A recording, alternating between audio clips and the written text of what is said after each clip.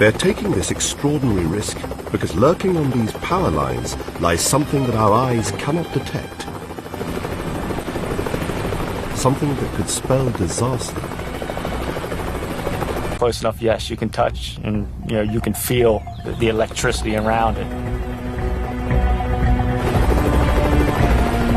And it's a pretty good potential to get you killed. But now, for the first time, specialist cameras can see the hidden forces they're hunting.